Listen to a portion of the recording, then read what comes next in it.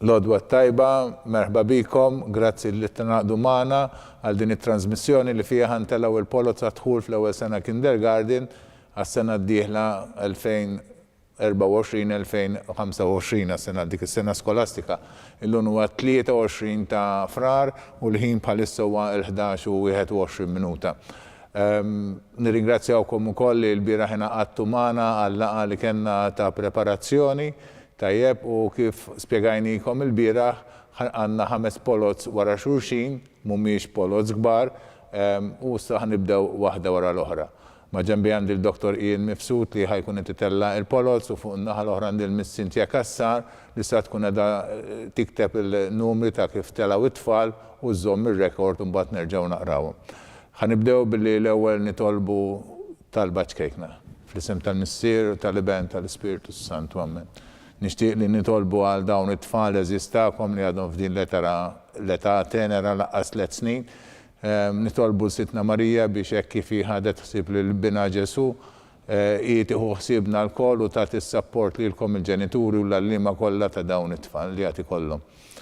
Nitolbu flimkien. Slima lik Marija, bi-grazzja mimlija l-mulejmija, imbirkenti fost in-nisa mbirek il-frott tal-ġuf tiegħek Ġesu. Qaddisa Marija, Omm Alla, tlab għalina mitinbin. Issa fis-sija tal-mewt tagħna. Nitolbu lill-familja mqazza Ġesu Giuseppi Marija itolbu għalina fl-isem tal-Missier tal-mewt tagħna. Nitolbu lill-familja mqazza Ġesu Giuseppi Marija itolbu għalina fl-isem tal-Missier tal-mewt.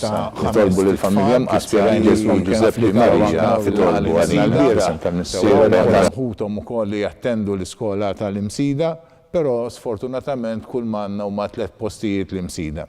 Għalhekk l-ewwel ħantellaw dawn il-polots, naraw minn se jiġi l-ewwel, it-tieni, it-tielet, ir-raba' u l-ħames. Wara li ntellaw il-polots ħanċemplu lil dawk li jiġu fl-ewwel 3 postijiet, lil dak li jkun ġie fl-ewwel post, fit-tieni post u fit-tielet post. Naħseb nistgħu nibdew hawnhekk. Tajjeb, issa nistgħu ntellaw l-ewwel polza. Thank you. U l-ewwel polza hija ta' Mifsud Ġan, M1472. M1472 Mifsud Ġan.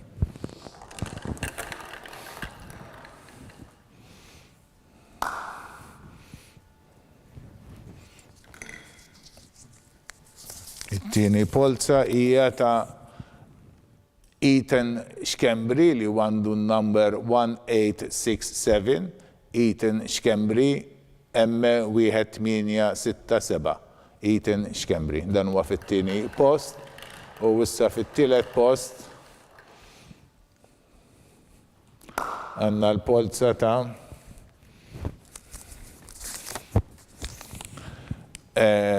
Milo Buzuttil bin-numru M1814 M1814 Buzuttil Milo u daġi fit-tielet post. Intellaw iż-żewġ polots l-oħra, hekk intom tkunu tafu wkoll li aħna niżilna l-5 tfal kollha tajjeb fil-polza. U fir-raba' post għandna lil Michael Kassar M1779 M1779 Michael Kassar. U fil-5 post għandna lil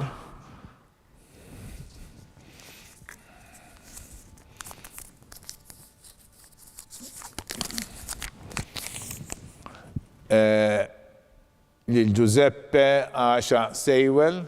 Giuseppe Asha Sejwel bin-numru M1763 M1763 Giuseppe Asha Sejwel.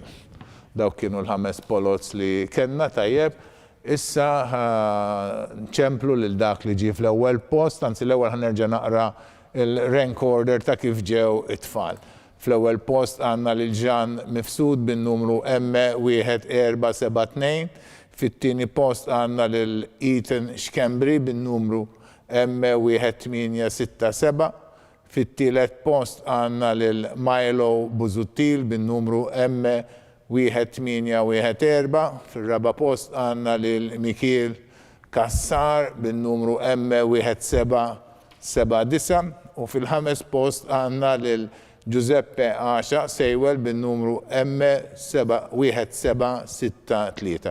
Bħalissa din inċemplu l-mama jew l-papa ta' Jean Mifsud ħannara jaċċettawx l-għażla il-post ġewwa St. Francis Imsida. Qegħdin fil-linja propju magħhom bħalissa u dalwaqt inkonna l-tweġiba tagħhom. Aħna qegħdin hawnhekk fil-kurja tal-Arċisqof il-Furjana tajjeb.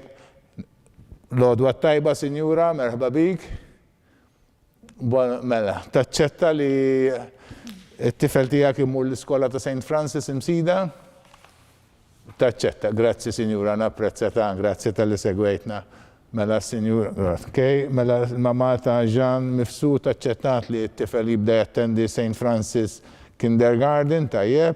Issa din iċċemplu l-mama ta' hello, bonġu Sinjura. Taċċetta, tinstema ferħana. Ok, grazie Signora, grazie. Mela, ekku għanna t-tini tweġiba u s-sanaddu għattilet telefonata tajjeb għal mamata Milo Buzuttil, M1814, għanna rċi tkun il-risposta. Tnejn l-oħra, ġifiri Mikiel Kassar u Giuseppe Asha Sejwel, se jihdu semu mbagħad mhux fil-polza li jmiss imma fit-tielet polza. X'issa t-tieni polza li għandna hija għat-tfal li applikaw għal Santa Lucia tajjeb u li ma kenniex posta li jom kollha. Yes. L-għodwa tajba, Sinjura? Sinjur, le, bonġu, sir, bonġu. Man, all right, għal Milo, taċċetta. Ok, grazzi, inauguralkom ta' grazzi mela, ecco, grazzi.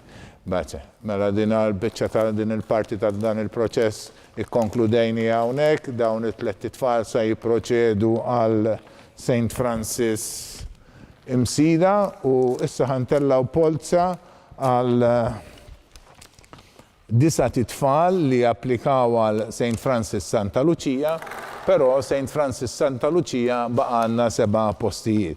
Għalhekk ħantellaw dawn id-9 Apollos, nibdew indawru mill-ewwel tajjeb ħalli nkomplu. Il-ħin bħalissa huwa l-11:28 minuta tajjeb u din hija l-ewwel polza ta' dawn it-tfal li applikaw għal Santa Lucia. Tista' tipprepara li l-oħra ta' u tiftaħi li wkoll ta'.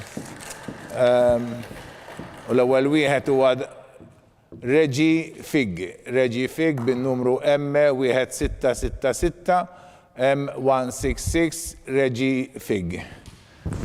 U naddu għat-tieni wieħed u t-tieni wieħed huwa naraw ta' min. It-tieni wieħed huwa ta' M1466 Noah Magro M1466 jiġi it-tieni post. U naddu għat-tielet post, ħannaraw minn għandna fit-tielet post. Għandna lil-Chad Spiteri M1870 M1870. Spiteri Chad. Naddu għal-raba post, ħannaw minn għandna fil-raba post.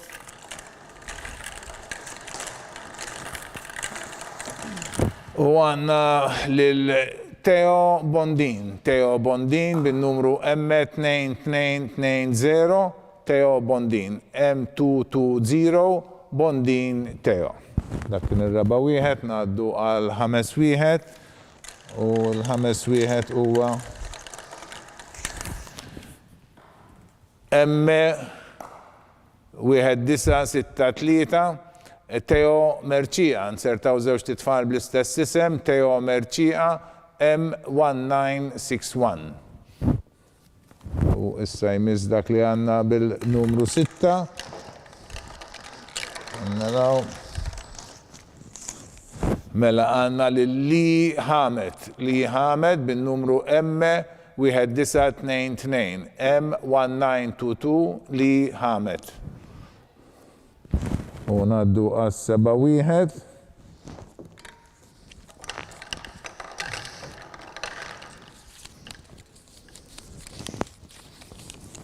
7-1 huwa M2 1-6-3 Kaj Xwiereb, Xwiereb Kaj M2163, M2163. Tajjeb, u issa ngħaddu għat-8-1.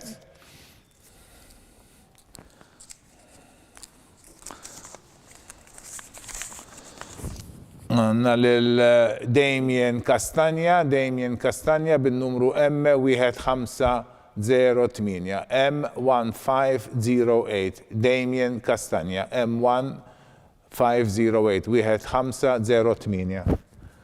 U fid-9 post għanna Leo Karabot, tajjeb bin-numru M1616, M1616, Karabot Leo. Dak kien it-tluħ ta' din it-tieni polza li fija ħadu 9 titfal, l-ewwel 7 għandhom iċ-ċans li għaddu għal Santa Lucia, 2 l-oħra jieħdu sehem fil-polza ta' warajja. Ħanerġa' naqra r-riżultat ta' din il-polza. Fl-ewwel post għandna lil Reġi Fig bin-numru M1666. Fit-tieni post għandna lil Noah Magro bin-numru M1466. Fit-tielet post għandna lil Chad Spiteri bin-numru M1870. Fir-raba' post għandna lil Teo Bondin bin-numru M2220. Fil-ħames post għandna lil Teo Merċija bin-numru M1961. Dawk kienu l-ewwel 5 u l-4 li jmissu ma fis-6 post għandna lil Li Hamed bin-numru M1922. Fis-7 post għandna lil Kaj Xwiereb bin-numru M2163. Fit-8 post għandna lil Damien Castagna bin-numru M1508. U fid-9 post għandna lil Leo Karabot bin-numru M1616. Tajjeb, daw kienu id-9 titfal li ħadu sehem f'din il-polza. Issa ħanaddu għat-tieni fażi ta' din il-polza fejn ħanċemplu lill-ġenituri ta' dan l-ewwel 7 titfal. Tajjeb, ħanċemplulhom ħalli probabbilment ħajikkonfermaw li l-għażla tagħhom hija li jibatuhom ġewwa St. Francis Santa Lucia magħna biex inkunu ċerti li kulħadd jaf x'inhu nimxu pass pass, inċemplu xorta ma nassumux li dak li jkun aċċetta. Tajjeb għalhekk nagħmlu din it-telefonata.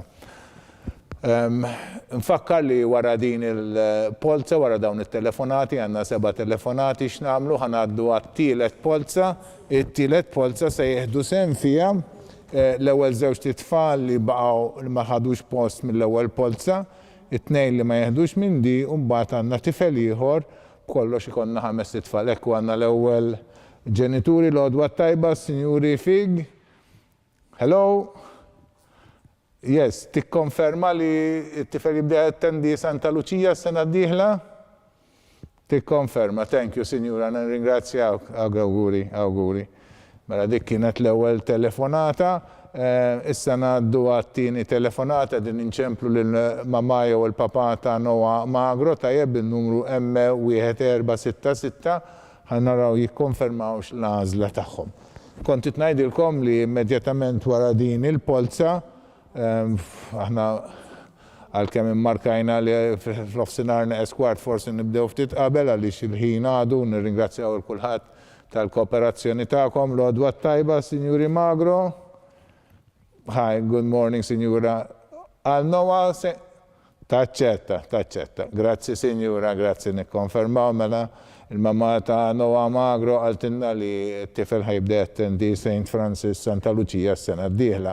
Issa din inċemplu l-mamma jew il-papa ta' Chad Spiteri tajjeb li ġie fit-tielet post u hekk mixin f'dan il-proċess. U grazzi tal-kooperazzjoni tagħkom naqbdukom mill-ewwel m'għandniex telf ta' ħin u mill-ewwel nimxu. Yes, l-għodwa tajba. Hello, Sinjura. Tikkonferm. Grazzi, Sinjura, grazzi. Mela, grazzi, inawgurawlu. Mela konfermat il-mamma ta' Chad Spiteri li ħajbda jattendi St. Francis Santa Lucia. U issa ngħaddu għal raba telefonata għal mamma ta' Teo Bondin. Tajjeb, ħan naraw xini l-għazla, jek tikkonfermax joleta. Kontit najdilkom li wara din għanna polz oħra fejn ħajħdu sem fija 5 tfal. Ekku għanna l-mamma ta' Teo Bondin, l-odwa tajba, sinjura. Taċċetta, grazzi sinjura, nawgurawlkom, thank you, grazzi. Mela għanna għazl oħra unek tal-mamma ta' Teo Bondin li aċċettat li t-tifel jibda jattendi St. Francis Santa Lucia u issa naddu għal 5 tifel li wkoll jismu Teo, ma din id-darbu għal Teo Merċiqa bin-numru M1961 tinċemplu propju bħalissa sabiex naraw il-mama jew il-papa jikkonfermaw din l-għażla ta' skola. L-għodwa tajba, sinjura? Taċċetta, grazzi sinjura, grazzi tal-paċenzja, grazzi, bye. Ekku, grazzi tal-kooperazzjoni ta'kom, dik kienet għażla oħra, iżda ninċemplu l-mama jew il-papa tal-li Ħamed bin-numru M1922, ħannaraw jikkonfermaw xi jaċċettawx li t-tifel jibda jattendi St. Francis Santa Lucia tajjeb.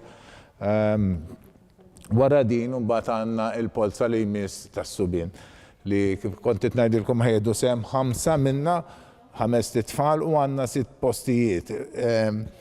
U l-postijiet huma Birkirkara u San Ġwan. L-għodwa tajba, sinjura? Hello, yes. Bonġu. Or taċċetta li jibda jattendi St. Francis Santa Lucia? Mela, konferma. Grazzi, sinjura, napprezzaw ta' konferma. Grazzi. Good day. Thank you. Mela dik telefonata oħra u ngħaddu għall-aħħar telefonata probabilment għal dina il-polza tinċemplu l-ġenituri ta' Kaj Xwiereb M2163 tajjeb.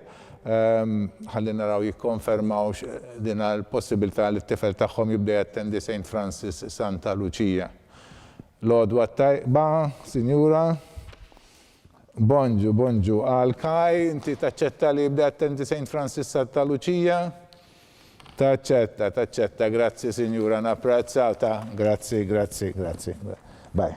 Mela, ekk konkludejna din il-parti ta' dan il-proċess fejn mhux biss tellajna l-polza għal 9 min-nies sewwa u rajna r-riżultat ta' din il-polza, imma ċempilna lill-ewwel 7 u dawn ikkonfermaw li se jibdew jibgħatu lit-tifel tagħhom ġewwa St. Francis Santa Lucia. Issa ħanaddu għal tielet polza, ma nafx jekk għandniex bżonn ta' ftit tal-ħin. Ħanifqu daqsxejn mit-trasmissjoni live sakemm nippreparaw il-polots peress li rridu ndaħlu dawk it-tfal li baqgħu barra mill-polots ta' qabel tajjeb irridu nażluhom. Nkunu magħkom minn hawn ftit mumenti oħra. Probabilment għall-ofsinhar neqes kwart tajjeb. Nirringrazzjawkom tal-attenzjoni tagħkom.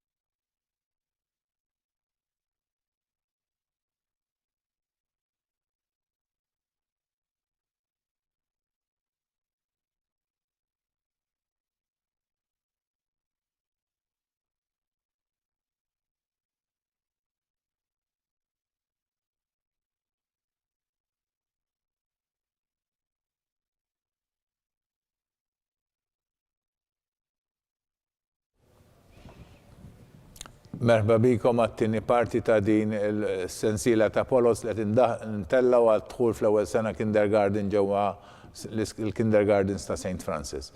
Kif għadnilkom fl-ewwel parti fejn tellajna diġà żewġ polots, issa ħantellaw it-tielet polza għas-subien li ħajħdu sehem fiha żewġ titfal li ma kellhomx nix post għalihom ġewwa St. Francis l-Imsida, żewġ titfal oħra li ma kenniex post għalihom ġewwa St. Francis Santa Lucia u tifel ieħor li japplika wkoll għall-Imsida ma li ma kellux ħutu qegħdin ġewwa St. Francis l-Imsida.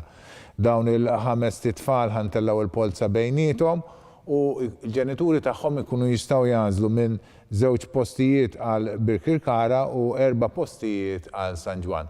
Dan jagħmluh meta aħna nċemplulhom iktar tard.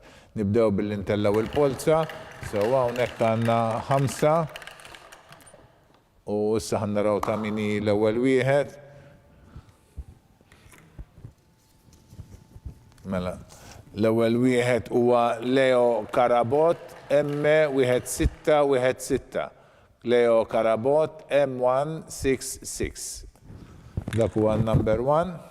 U il-number 2 ħannaraw minu huwa il-numru ta' Mikil Kassar, M1779, M1779, Mikil Kassar. Tajjeb dan huwa il-numru 2 u naddu issa għat-tielet wieħed li huwa Damien Kastanja bin-numru M1508, Kastanja Damien M1508. Dak kien it-tielet wieħed u r-raba wieħed huwa Ismail Ċilja bin-numru M1956, Ismail Ċilja M1956. Dan huwa fir-raba post u fil-ħames post għandna lil Giuseppe Asha Sejwel bin-numru M1763, M1763, Giuseppe Asha Sejwel. Daw kienu l-5 titfal li ħadu sehem f'din il-polza, se nerġgħu naqraw il-riżultat ta' din il-polza fil-waqt li nibdew inċemplu wkoll il-mama jew il-papa ta' Leo Karabot li ġie propju fl-ewwel post.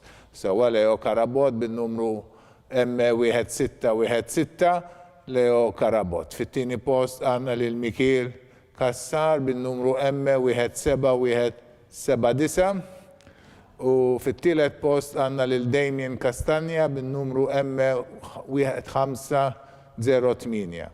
Fil-raba post għandna lil Ismail Ċilja bin-numru M1956 Ismail Ċilja u bin-numru 5 għandna lil Giuseppe Sejwel Asha bin-numru M1763. Tajjeb dawn huma l-5 titfal li ħadu sehem f'din il-polza u skont ir-riżultat tal-polza ġew f'dik l-ordni. Bħalissa din inċemplu propju lil mama ta' Leo Karabot ħatajdilna jekk tażilx jew St. Francis Birkirkara jew St. Francis San Ġwan. L-għodwa tajba, Sinjura? San Ġwan, nirringrazzjawk, Sinjura, nikkonfermaw. Mela l-ewwel tifel Leo Karabot se jibda jattendi l-iskola ta' San Ġwan. Tajjeb, issa din inċemplu lil Mikil Kassar, ħannaraw x'inhi l-għażla tal-ġenituri tiegħu jekk mhux San Ġwan jew ġewwa Birkirkara. Tajjeb, jew forsi huwa diffiċli għalihom jew dan jagħmlu għażla oħra. Nistennew probja li ninċemplulhom bħalissa u naraw xi tkun l-għażla tagħhom. Infakru li għal dawn is-subien kollha għandna postijiet kollha għal kull wieħed minnhom f'dawn iż-żewġ skejjel jew St. Francis Birkirkara jew St. Francis San Ġwan. Postijiet li ma jittieħdux minn dawn it-tfal nadduhom għall-bniet. L-għodwa tajba, Sinjura? Bonġu. Mikil tajdlu x'issejħulu? Mikel, għax tħal f'diffikultà kif tippronunzjah, Mikel. Mela għal Mikel San Ġwan jew Birkirkara? San Ġwan. Nirringrazzjawk, Sinjura. Grazzi, Sinjura, l-għodwa tajba. Mela għal Mikel ħajibda jattendi San Ġwan, tajjeb.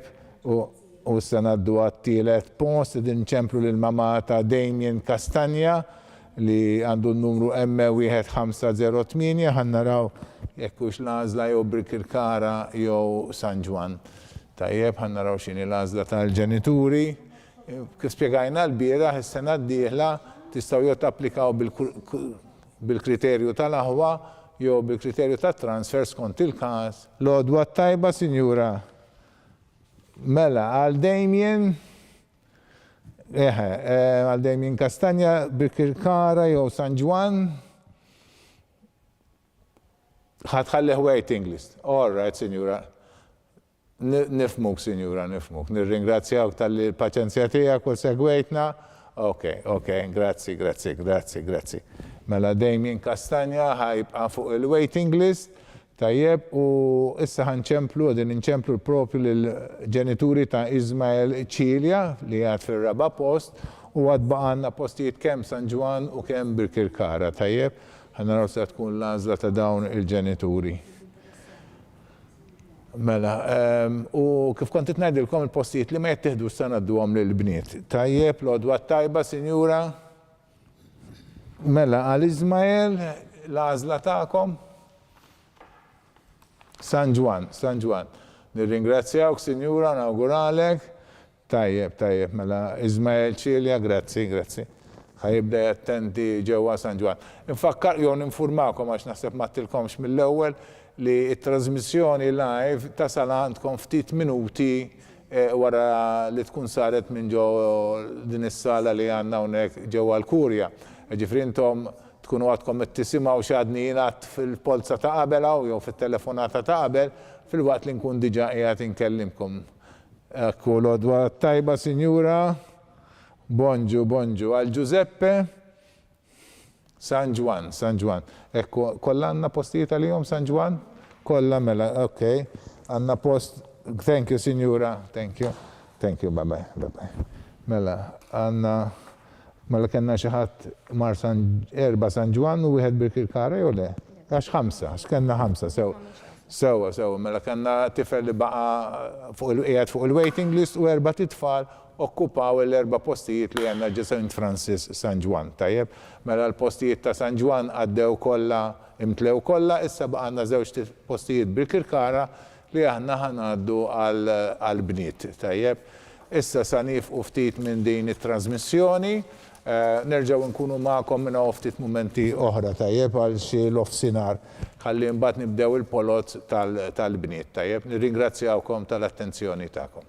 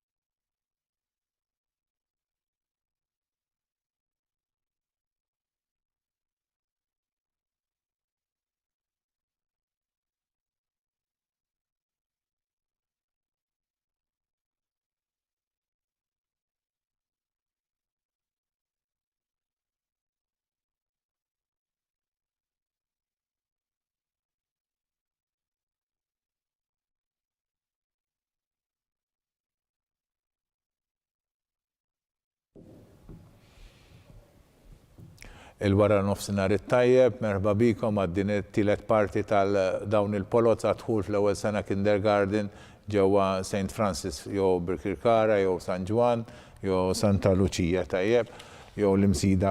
Issa imisna ir-raba polza, l-ewwel waħda fost dawk li għandna għall-bniet fl-ewwel żewġ partijiet tellajna l-polots għas-subien. Ngħidu wkoll li għandna żewġ postijiet għal Birkirkara li ħajżdiedu għall-għażla tal-bniet tajjeb. L-ewwel polza li għandna huma tfal li applikaw bniet għal St. Francis Santa Lucia, minn dawn għandna 15 il-tifla u għandna 8 postijiet. Il-ħin bħalissa huwa l-ofsinar u 2 minuti, tant morna tajjeb fil-polots l-oħrajn li nanticipaw ftit il-ħin nitlabaw li intom il-kol qegħdin issegwuna. Ħanibdew intellaw il-polots daw il-15 il-polza sa naqraw l-ismijiet wieħed wara l-ieħor u mbagħad wara nerġgħu naqraw u mbagħad nibdew inċemplulkom. Mela l-ewwel tifla li ġejja fl-ewwel bin-numru wieħed hija Lea Ċantar bin-numru M1724, Lea Ċantar M1724 li ġiet fl-ewwel post. Fit-tieni post għandna lil Eve Kassar Eve bin-numru M1819, M1819. Le, skużawni, 39 għaliex rifless tad-dawl ma konċet nara sew. Fit-tielet post għandna lil Karla Marie Aġus bin-numru M1431, M1431, Karla Marie Aġus. Dak fit-tielet post u issa fir-raba post għandna lil May Balzan May bin-numru M2176, M2176, May Balzan. U fil-raba post, fil-ħames post għandna lil Amy Camilleri bin-numru M1476, M1476, Amy Camilleri.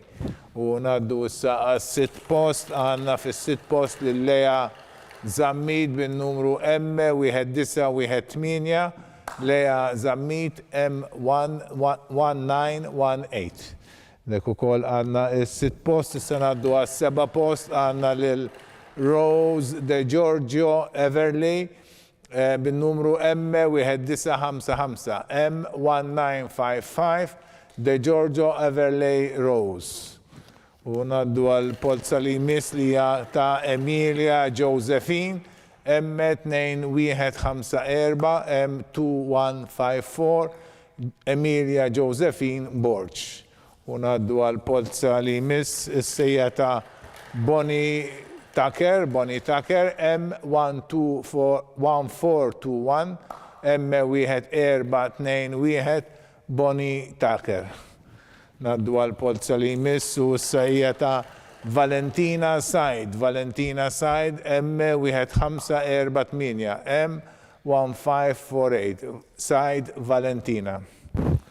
Polza li jmiss hija ta' Julia Mifsud bin-numru M1746, Mifsud Julia M1746.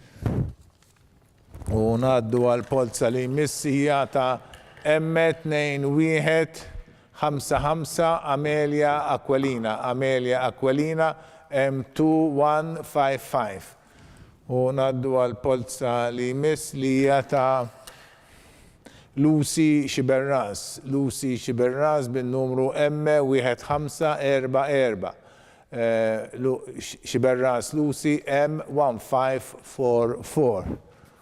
U issa ngħaddu għall-polza li jmiss li hija ta' Mila Falzon bin-numru M2209, Mila Falzon.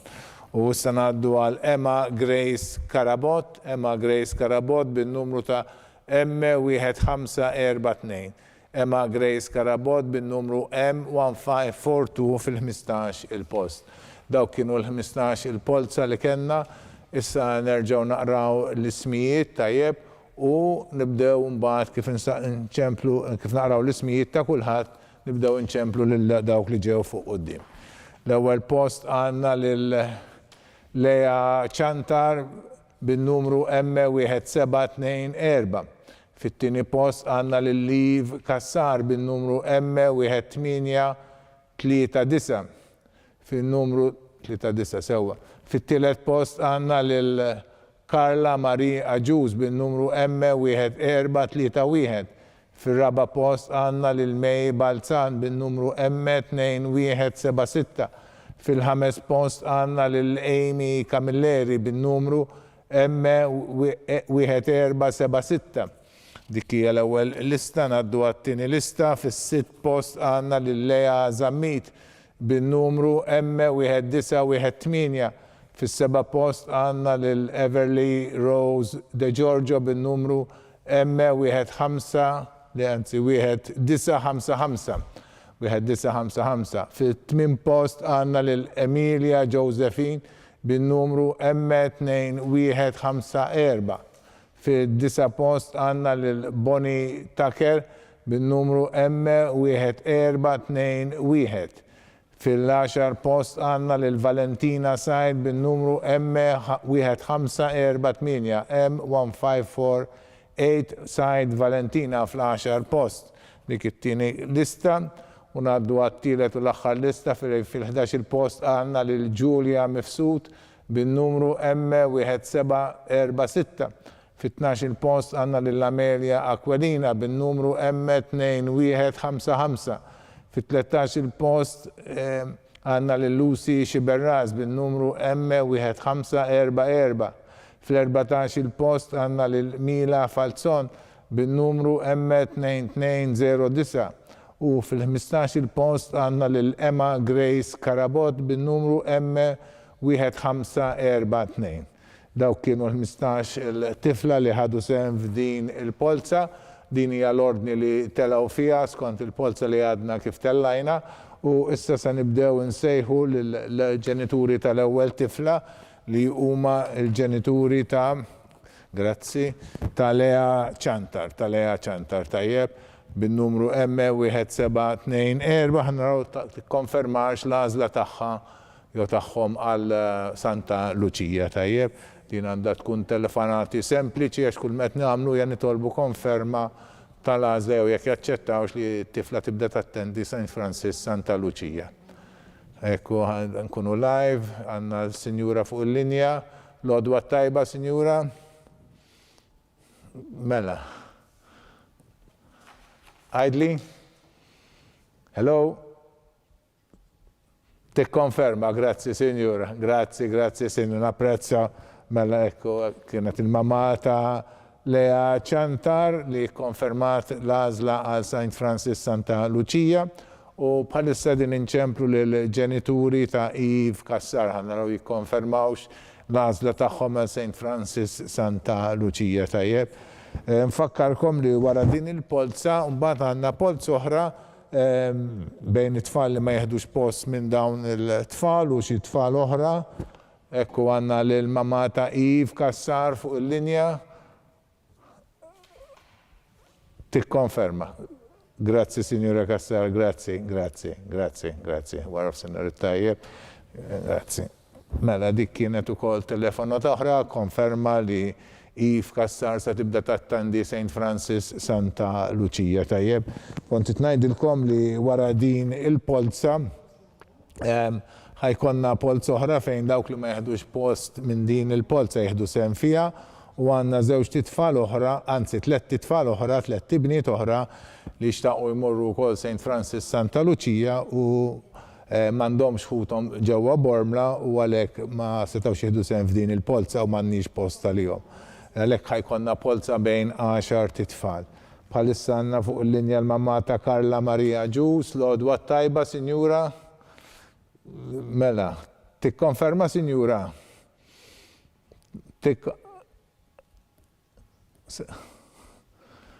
Proset, Sinjura, grazzi. Ok, nikkonferma minnaħa miegħek ukoll, thank you, grazzi. Mela dik kienet telefonat oħra mingħand il-mamma ta' Karla Maria Ġus fejn konfermat li se tibda tintbagħat it-tifla St. Francis Santa Luċija. Tajjeb, issa din hello, il-mamma ta' May Balzan. Iva, tikkonferma wkoll. Grazzi, Sinjura, napprezza. Grazzi, bye.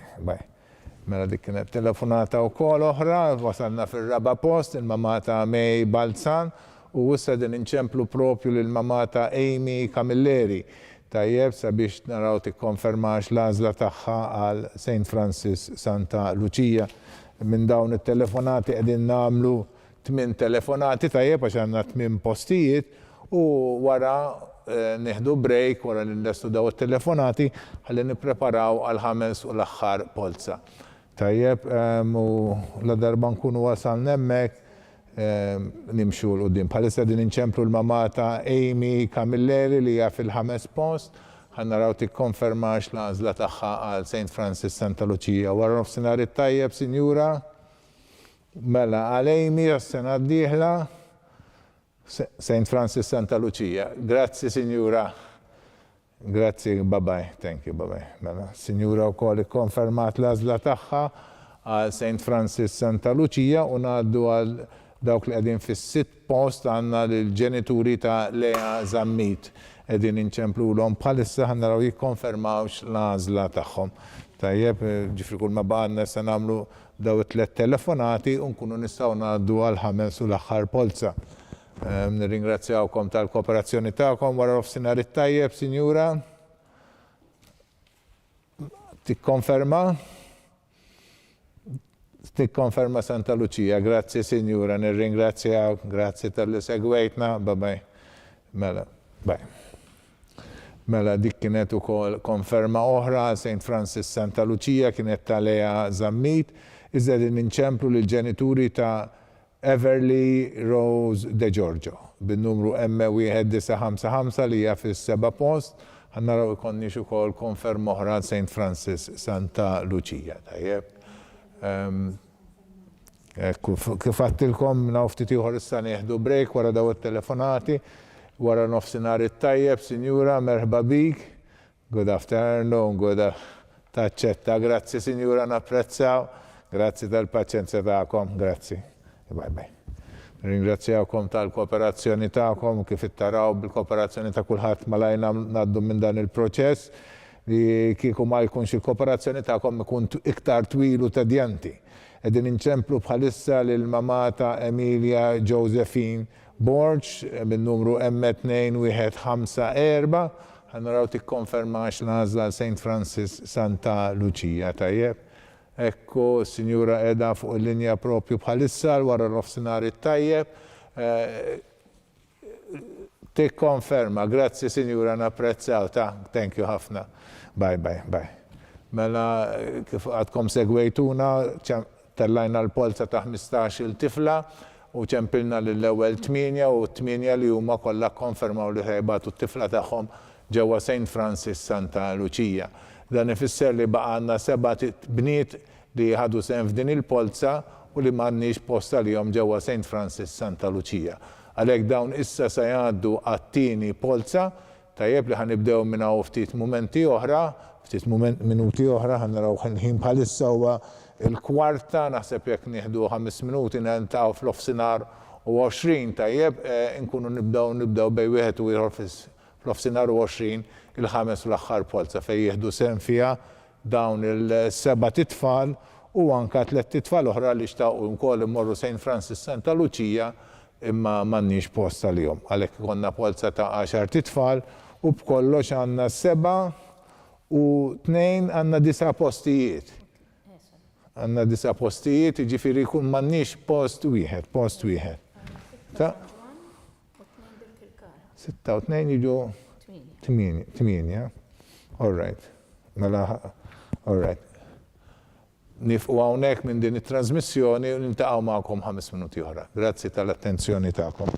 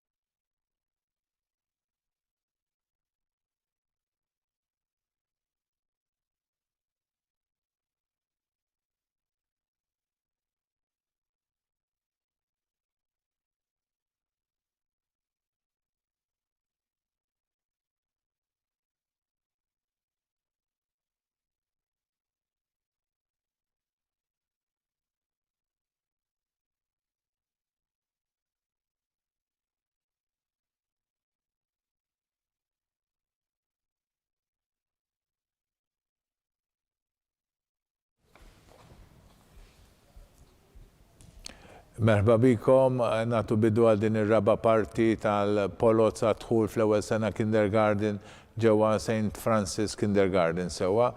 Din ir-raba parti tikkonsisti f'polza waħda, hija polza għal tfal li rridu imorru St. Francis Santa Lucia, però sfortunatament m'għandniex post għalihom kollha. 7 minnhom għadhom kif ħadu sehem fil-polza ta' dawk li għandhom ħutom jew St. Francis Bormla, allura kellhom fil-ġerarkija tal-kriterji kienu jiġu qabel, imma ma kienx hemmx postijiet biżżejjed għalihom, għandna dawn is-7. U mbagħad għandna 3 applikanti oħra ta' tfal li ħutom mhumiex ġewwa St. Francis Bormla jew St. Francis Santa Lucia, imma f'xi skola oħra ta' St. Francis. Għandna din il-polza bejn dawn l-10 titfal tajjeb u għandna 6 postijiet għal San Juan, St. Francis San Juan, u 2 postijiet oħra għal St. Francis Birkirkara. Ħanibdew billi intellaw l-ewwel il-polozz, u mbagħad inċemplulkom l-ewwel 8 u naraw x'inhi l-għażla tagħkom. L-ewwel polza li għandna hija ta' Saliba Zoppardi Nora May. Nora May Saliba Zoppardi M1439 M1439 Nora May Saliba Zoppardi. It-tieni post għandna lil Lucy Xiberras. Lucy Xiberras bin-numru M1544 M1544 Xiberras Lucy. Fit-tielet post għandna lil Anna Joan Livori Bonnici Mampalaw. Anna Joan Livori Bonnici Mampalaw bin-numru M1477 M1477. U issa għandna lil Mila Falzon bin-numru M2209. Mila Falzon M2209. U mississa lil Bonnie Tucker bin-numru M1421 Tucker Bonnie M1421. U issa jmiss lil Amelia Aquilina Amelia bin-numru 2155. M2155, Amelia Aquilina. Fil-polza li miss għanna issa lil Valentina Said Valentina bin-numru M1548, Valentina Said M1548. U wara għanna lil Emma Grace Karabot bin-numru M1542, M1542, Emma Grace Karabot. U fil-polza li jmiss għandna lil Julia Mifsud Julia bin-numru M1746, M1746, Julia Mifsud. U issa għandna lil Anastasia Pace Tagliarini bin-numru M1578. Anastasia Pace Tagliarini bin-numru M1578. Daw kienu l-10 polozz li għandna tajjeb, issa nerġa' naqra r-riżultat ta' din il-polza fl-ordni li t-tfal telaw u wara nibdew it-telefonati tagħna. Fl-ewwel post għandna lil Nora May Saliba Zoppardi fl-ewwel post bin-numru M1439. Fit-tieni post għandna lil Lucy Xiberras bin-numru M1544. Fit-tielet post għandna lil Anna Joan Livori Bonnici Mampalaw bin-numru M1477. Fir-raba post għandna lil Mila Falzon bin-numru M2209. Fil-ħames post għandna lil Bonnie Tucker bin-numru M1421. Dik l-ewwel paġna ta' din il-polza. Ngħaddu għat-tieni paġna fin-numru 6. Fil-post numru 6 għandna lil Amelia Aquilina bin-numru M2155. Fis-seba' post għandna lil Valentina Said bin-numru M1548. Fit-8 post għandna lil Emma Grace Karabot bin-numru M1542. Fid-9 post għandna lil Giulia Mifsud bin-numru M1746. U fl-10 post għandna lil Anastasia Pace Taljarini bin-numru M1578. Dak huwa r-riżultat tal-polza ta' dawn l-10 titfal. Issa nibdew it-telefonati tagħna. Infakkar li għandna 6 postijiet ġewwa St. Francis San Juan u 2 postijiet ġewwa Birkirkara. Nifhmu wkoll li għal ħafna minn nies daw jistgħu jkunu ftit il-bogħod tajjeb u ma noħdux bi kbira li jkollna xi tfal li forsi jibqgħu fuq il-waiting list tajjeb. Kif spjegajna l-bieraħ jekk ikollna xi ħadd li jħassar l-għażla tiegħu aħna nċemplu lil min ikun ġie l-ewwel polza li għamilna fost il-bniet. Okay, għandna l-ewwel telefonata. Hello, Sinjura, l-mamma ta' Nora May? Iva, ħatażel Birkirkara. Nirringrazzjawk, Sinjura, nawgurawlek. Grazzi.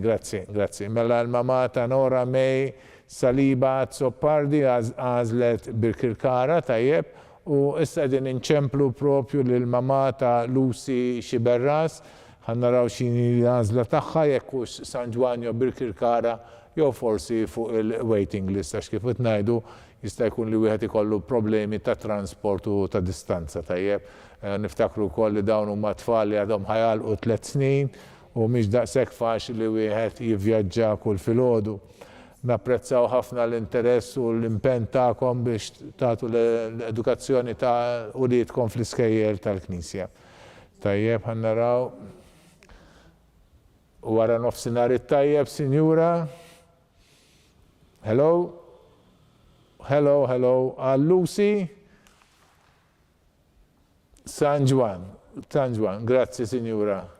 Nawgurawlek, thank you. Ciao. Mela għal Lucy Xiberras għandna wkoll l-għażla tal-ġenituri tagħha, kelmitna l-mama u għażlet San Juan. Ġifri ba għandna post Birkirkara u 5 postijiet ġewwa San Juan. Qed inċemplu issa lill-mama ta' Anna Joan Livori Bonnici Mampalaw, ħannaraw li ma l-għażla ta' dawn il-ġenituri għat-tifla tagħhom. Ekku dal-waqt tkun magħna bħalissa din inkellmuha mill-studios tajjeb biex naraw x'sa tkun l-għażla tagħhom. Aħna għandna diversi nies li qed jgħinuna f'dan il-proċess. Is-Sinjura talbet xi konsulta daqsxejn ħanaraw x'għandha dana. Nixtieq nirringrazzja jien nieħu l-opportunità biex nirringrazzja lill-tim ta' Father Stefan. Għandna żewġ camera people hawnhekk, għandna Sara Salafja u lil Matthew Bartolo li qegħdin fil-kamera magħna hawnhekk fil-refitorju tal-Kurja u nirringrazzjaw lil Father Stefan Bonanno li qed imexxi dina it-trasmissjoni. Nirringrazzjaw ukoll l-uffiċċju n-nies li jaħdmu fl-uffiċċju tal-komunikazzjoni ġewwa l-Kurja li tellaw fuq il-website il-link u anke nies oħra mill-uffiċċju mis-segretarjat tal-edukazzjoni nisranija tajjeb u ekku dal-waqt għandna magħna lill-mamma ta' Anna Joan. Yes. Wara nofsinhar għajdli, Sinjura, għajdlu.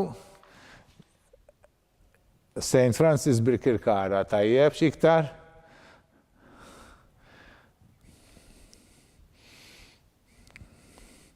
Wara li jmissek. Iva, Sinjura. Iva? Tliftek, Sinjura, hello. Din, nistaw nċemplu la wara nikkjarifikaw xi għandha xi mistoqsijiet. Il-mama Sinjura naħseb forsi qed issegwina fuq l-iskrin tajjeb ħanċemplulek wara li nispiċċaw din it-trasmissjoni nkunu nistgħu nwieġbu mistoqsijiet tiegħek tajjeb. Issa ħadna l-għażla tiegħek u nkunu nistgħu npoġġu l-oħrajn. Issa bħalissa għandna wkoll il-mama ta' Mila Falzon, jiddispjaċini li tlifna l-linja ta' ma' Sinjura Livori u issa ngħaddu għall-għażla l-oħra ta' Mila Falzon. Hi, good afternoon, Sinjura. Mela? San Juan inti, all right, għal Mila Falzon, mela San Juan. Tajjeb. Ok, grazzi ħafna, Sinjura, napprezzaw. Thank you, Sinjura. Bye-bye. U issa din ċemplu għal min qiegħed fil-5 post għandna lil Bonnie Tucker tajjeb bin-numru M1421. Ħannaraw x'inhi l-għażla ta' dawn il-ġenituri, il-mamma ta' Bonnie Tucker. Kif tafu intom għandkom telefons fejn intom ukoll tistgħu iċċemplunna. Ħannaraw nsib it-telefons fuq li ma tistgħu iċċemplunna. Fuq tiegħi fil-każ ċemplunna jew fuq 79252965 jew l-uffiċċji fuq telefons tal-uffiċċju ta' Yes, għandi l-mamma ta' Bonnie Tucker fuq il-linja, yes, wara nofsinhar it-tajjeb, Sinjura. Mela. San Juan. Nirringrazzjawk, Sinjura. Grazzi. Mela, Sinjura, l-mamma ta' Bonnie Tucker għażlet San Juan għat-tifla tagħha. U issa din inċemplu lill-mamma ta' Amelia Aquilina bin-numru M2155 ħannaraw x'inhi l-għażla tagħhom tajjeb. U ringrazzjawkom tal-kooperazzjoni tagħkom, veru mixin brata maġla tajjeb u dal-waqt inlestu anka minn dan il-proċess. Ringrazzjawkom ħafna tal-kooperazzjoni tagħkom. Yes. Il-papa ta' Amelia Aquilina fuq il-linja, wara nofsinhar it-tajjeb, San Juan, tajjeb, nirringrazzjawk ser, mela Amelia Aquilina San Juan. U dik kienet telefonata oħra u għażla oħra, ngħaddu għal min qiegħed fis-7 post għandna lill-mamma ta' tinċemplu l-mamma ta' Said Valentina.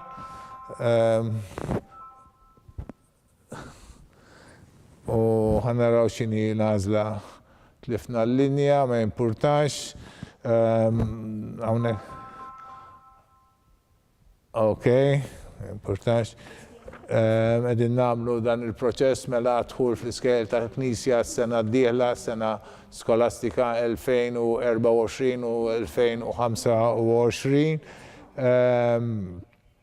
Qegħdin bħalissa nagħmlu l-polza bejn it-tfal dħul fl-iskejjel tal-Knisja għal St. Francis, Santa Lucia, San Juan, Birkirkara jew l-Imsida. Tajjeb bħalissa wasalna pjuttost lejn l-aħħar. Milli għandna xi diffikultà u sa dal-waqt inkomplu bil-għażliet tagħkom.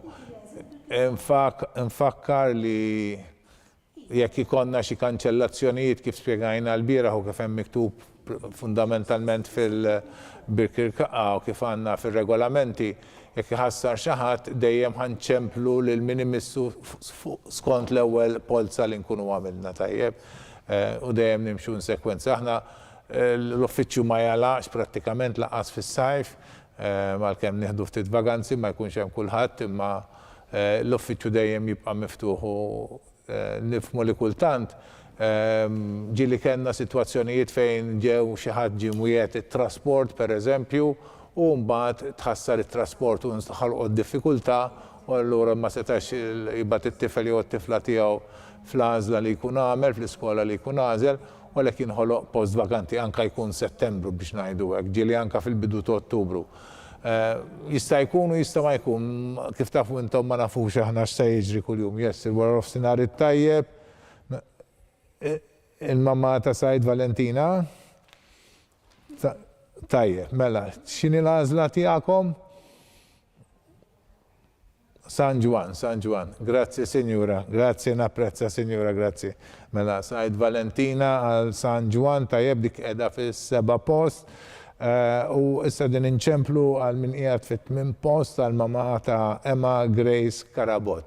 Emma Grace Karabot, ħannaraw x'inhi l-għażla tal-ġenituri ta' Emma Grace. Ma nafx hekk hux San Juan jew Birkirkara baqgħandna post. Baqgħandna post San Juan. Iż-żewġ postijiet ta' Birkirkara mtlew u xek.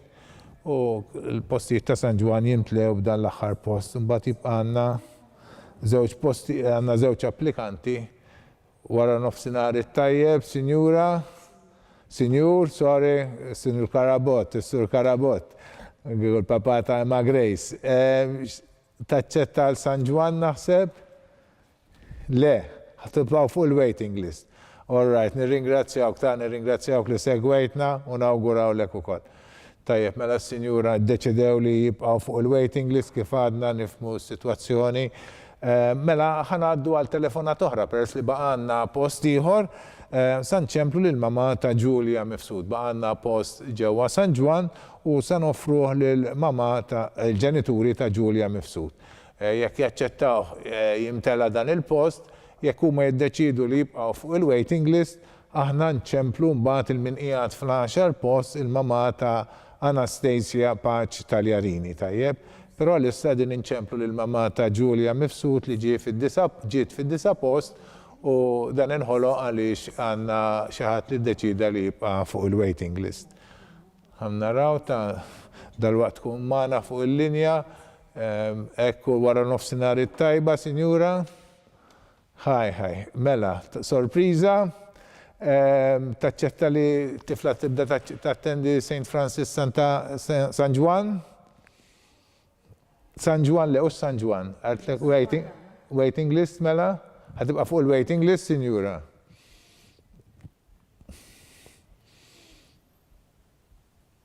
Le, dejjem ħatibqa fuq il-waiting list, ħaniftemu, tiddeċidi x'tiddeċidi, aħna dejjem inħallu tibqa fuq il-waiting list. Tibqa fuq il-waiting. U nistgħu npoġġuk ukoll issa nikdbulek tista' tieħu sehem ukoll fil-polza l-kbira, imma dik ikun hemm ħafna tieħdu sehem fiha. Tajjeb. Le, nifmek, Sinjura, nifmek. Jekk kant għandha ħuta St. Francis, Eva. All right, u mela tajjeb ħafna. All right, Eva. Grazie, Signora, grazie, Signora, grazie, bye. Mela, għanna tifla oħra fuq il-waiting list, mela ħanaddu propju għall-10 post għal mama ta' Anastasia Paċ Taljarini u għanna post ġewwa San Ġwan li għadu ma tiħiċ ħannaraw jekk taċċettax is-Sinjura Paċ Taljarini u l-papa. Bdina t-telefonata aħna dal-waqt nikkonkludu dina s-sessjoni tagħna ta' dawn il-polots li bija tajna bidu għal polots għal din is-sena 2024 tajjeb għadħul tas sena skolastika li jmiss. Ringrazzjawkom il-kol tal-kooperazzjoni tagħkom u l-nies li jissapportjawna fl-uffiċċji tagħna. Il-wara nofsinhar it-tajjeb, Sinjura. Di sorpriza, surprise of surprises. Aħna l-lum tellajna l-polots fil-kinder sorpresa. Taċċetta St. Francis San Ġwan? Diva taċċetta. Nirringrazzjawk, Signor. Grazzi, auguri. Xejn, grazzi. Mela, bye, auguri. Mela, b'dik il-telefonata u b'dik għal-għazla, ninformawkom li mlejna l-postijiet kollha li kellna f'St. Francis, sewa fid-diversi skejjel li kellna, sfortunatament ma stajniex nikkuntentaw il-kulħadd fl-ewwel għażla tiegħu u kien hemm xi ħut li baqgħu wkoll fuq il-waiting list. Kif spjegajna l-bieraħ u kif hemm miktub fuq ir-regolamenti, sena d-dieħla dak li jkun jiddependi miċ-ċirkustanzi jkun jista' jerġa' japplika jekk qed għandu ħutu ġewwa St. Francis, irridu jkunu għadhom ġewwa St. Francis is-sena d-dieħla sewwa japplika bil-kriterju tal-aħwa jekk le jieħu sehem fil-polza ġenerali. Jiena nirringrazzjawkom tal-li segwejtuna, nirringrazzja t-tim kollu tagħna li għena f'din it-trasmissjoni, semmejna l-ewwel il-tim ta' Father Stefan, il-tim tal-Kurja wkoll u t-tim segretarja tal-Edukazzjoni Nisranija li jassistuna. Ma ġembi għandi l-Dr. Mifsud li għall-ewwel darba kien magħna wkoll f'din il-polza. Ma ġembi għandi wkoll fuq in-naħa l-oħra l-Miss Cynthia Kassal li tieħu ħsieb l-uffiċċju għadħul fl-iskejjel tal-Knisja. Magħna wkoll tagħmel it-telefonati u żomm rekord ta' dak kollu li kienet l-għażliet kollha li saru għandna l-Miss Annalise Vella li taħdem ukoll fl-uffiċċju għadħul fl-iskejjel tal-Knisja u għandna lill-Miss Diane Merċu Miss Felicien Bogetta li kienu ukoll iwiġbu l-telefonati tagħkom u li wkoll jaħdmu fl-uffiċċju għadħul fl-iskejjel tal-Knisja. Nirringrazzjawkom tal-attenzjoni u nawguralkom minn qalbna għall-edukazzjoni ta' wliedkom. Il-ġurnata tajba.